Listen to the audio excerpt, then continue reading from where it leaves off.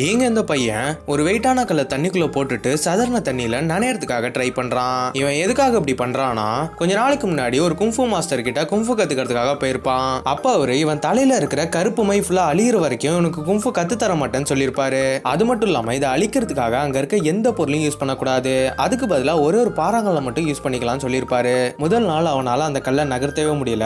ஆனா போக போக கன்சிஸ்டன்சியா பிராக்டிஸ் பண்ணிட்டே இருந்ததுனால சுலபமாவே அவனோட தலைமுடியில இருந்த மைய அழிக்க முடியுது. இப்ப அந்த மாஸ்டர் கிட்ட போய் நீங்க சொன்ன மாதிரியே செஞ்சுட்டேன், இப்பவாச்சும் குங்ஃபு கத்து கொடுப்பீங்களான்னு கேக்குறான். அதுக்கு அவரு போய் ஃபர்ஸ்ட் இந்த டெம்பிளை சுத்தி மூங்கில கட்டுன்னு சொல்லி அனுப்பி வச்சிடறாரு. இவனும் நமக்கு எப்ப குங்ஃபு கத்து கொடுக்க போறாங்கிற சந்தேகத்திலேயே மூங்கில கட்ட ஆரம்பிக்கிறான். அப்பதான் அங்கிருந்தே உள்ள குங்ஃபு பிராக்டிஸ் பண்றதெல்லாம் தெளிவா தெரியுது. அதை பார்த்தே கொஞ்சம் கொஞ்சமா குங்ஃபுவோட மூவ்மெண்ட்ஸ் எல்லாம் கத்துக்க ஆரம்பிக்கிறான். இப்படியே ஒரு வருஷம் போயிருச்சு. இப்பயாச்சும் எனக்கு குங்ஃபு கத்து கொடுப்பீங்களா அப்படிங்கிற மாதிரி மாஸ்டர்கிட்ட போய் கேட்கறான். கடைசியா உனக்கு குங்ஃபு கத்து தர முடியாது, கிளம்பு அப்படிங்கிற மாதிரி சொல்ல கோவத்துல அங்க இருந்த குங்ஃபு மாஸ்டரே அட்டாக் பண்றான்.